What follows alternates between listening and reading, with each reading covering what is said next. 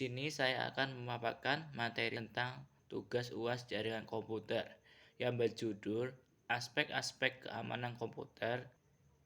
Pengertiannya, menurut John D. Howard dalam bukunya An Analysis of Security Identity on the Internet, menyatakan bahwa keamanan komputer adalah tindakan pencegahan dari serangan pengguna komputer atau pengakses jaringan yang tidak bertanggung jawab.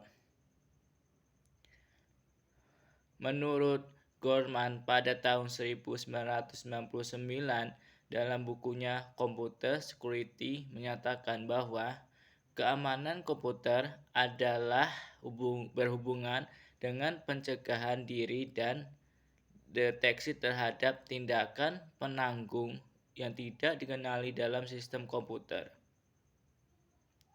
Inti dari keamanan komputer adalah melindungi komputer dan jaringan dengan tujuan mengamankan informasi yang berada di dalamnya. Keamanan komputer sendiri meliputi beberapa aspek, antara lain 1. Privasi adalah sesuatu yang bersifat rahasia atau private. Intinya adalah pencegahan agar informasi tersebut tidak diakses oleh orang yang tidak berhak. Contohnya administration. Pencegahan yang mungkin dilakukan adalah dengan menggunakan teknologi ekspresi. Jadi, hanya pemilik informasi yang dapat mengetahui informasi yang sesungguhnya. 2. Confidentiality merupakan data yang diberikan ke pihak lain untuk tujuan khusus tetapi tetap dijaga penyebarannya. Contohnya, data yang bersifat pribadi. Dan selanjutnya yaitu integrity. Penekanannya adalah sebuah informasi tidak boleh diubah kecuali oleh pemilik informasi. Terkadang data yang telah transkripsi pun tidak dijaga integritasnya karena ada kemungkinan dari enkripsi tersebut berubah. Contoh penyerangan integritas ketika sebuah email dikirimkan di tengah jalan, disadap dan diganti isinya sehingga email yang sampai ke tujuan sudah berubah. Dan selanjutnya authentication. Ini adalah dilakukan sewaktu user login dengan menggunakan nama user dan passwordnya. Apakah cocok atau tidak? Jika cocok diterima dan tidak akan ditolak. Ini biasanya berhubungan dengan hak akses seseorang. Apakah dia pengakses sah atau tidak. Dan selanjutnya availability. Aspek ini berkaitan dengan apakah sebuah data tersedia saat dibutuhkan atau diperlukan. Apabila sebuah data atau informasi terlalu ketat, pengamanannya akan menyulitkan dalam akses data tersebut. Di samping itu, akses yang lambat juga menghambat terpenuhnya aspek availability. Serangan yang sering dilakukan pada aspek ini adalah denial of service, yaitu penggagalan servis waktu adanya permintaan data sehingga komputer tidak bisa menyala. Ancaman yang sering terjadi pada komputer: sniffing, pembacaan data yang bukan tujuannya. Ini dikenal dengan sniff. Program sniffer yang digunakan adalah Network Monitor dari Distinct Corporation. Program ini melakukan versi trial yang berumur 10 hari. Lalu spoofing. Teknik spoofing adalah pemalsuan alamat IP attacker sehingga sasaran menganggap alamat IP attacker adalah alamat IP dari host di dalam network, bukan dari luar network. Misal, attacker mempunyai IP address 66.25.xx.xx. Ketika attacker melakukan serangan jenis ini, maka network yang diserang akan menganggap IP attacker adalah bagian dari networknya. Misal 192.xx.xx.x. Finger exploit.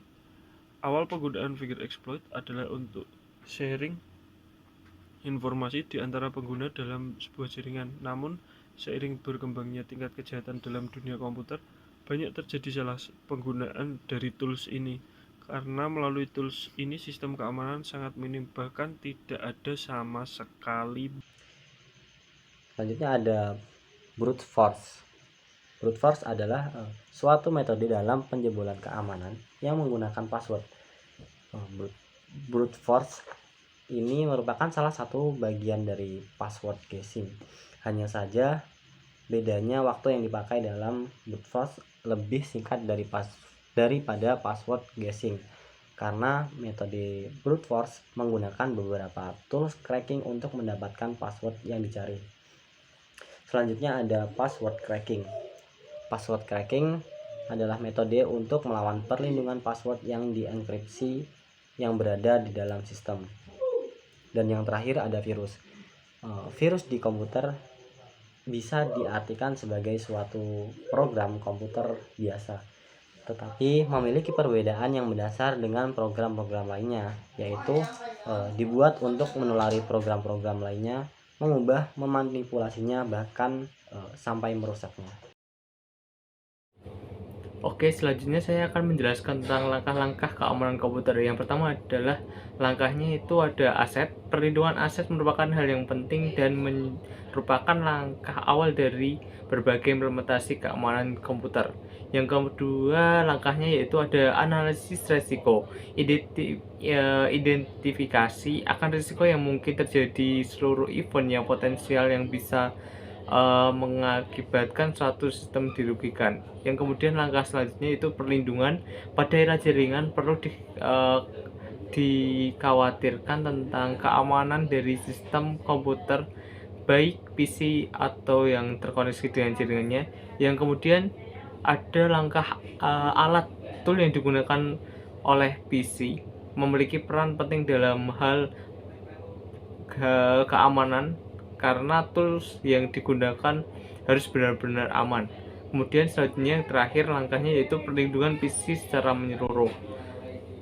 Selanjutnya saya akan menjelaskan bagian slide. Suatu program dapat disebut sebagai suatu virus apabila memenuhi minimal 5 kriteria berikut. Yang pertama, kemampuan mendapatkan informasi. Yang kedua, kemampuan untuk memeriksa suatu file. Yang ketiga, kemampuan untuk menggandakan dan menularkan diri. Yang terakhir, kemampuan membuka manipulasi, kemampuan untuk menyembunyikan diri. Assalamualaikum warahmatullahi wabarakatuh. Baik, saya akan melanjutkan materi dari Mas Adef, yaitu mencegah terjadinya serangan pada komputer dalam desain sistem yang baik dengan meninggalkan celah-celah yang memungkinkan terjadi penyusupan setelah sistem tersebut siap dijalankan. Aplikasi yang dipakai sudah diperiksa dengan seksama untuk mengetahui apakah program yang akan dipakai dalam sistem tersebut dapat diakses tanpa harus melalui prosedur yang seharusnya, dan apakah aplikasi sudah mendapat kepercayaan dari banyak orang. Selanjutnya, Mencegah terjadinya serangan pada komputer. Manajemen pada dasarnya untuk membuat suatu sistem yang secure tidak lepas dari bagaimana mengelola suatu sistem dengan baik. Dengan demikian, persyaratan good practice, standar seperti standard operating procedure (SOP) dan security policy haruslah diterapkan di samping memikirkan hal teknologinya. Manusia atau administrator. Manusia adalah salah satu faktor yang sangat penting, tetapi seringkali dilupakan dalam pengembangan teknologi informasi dan sistem keamanan. Sebagai contoh, penggunaan password yang sulit menyebabkan pengguna malah menuliskannya pada kertas yang ditempelkan di dekat komputer. Sekian presentasi dari kelompok kami. Bila ada salah dan kurangnya kami mohon maaf. Billahi taufiq wal hidayah. Assalamualaikum warahmatullahi wabarakatuh.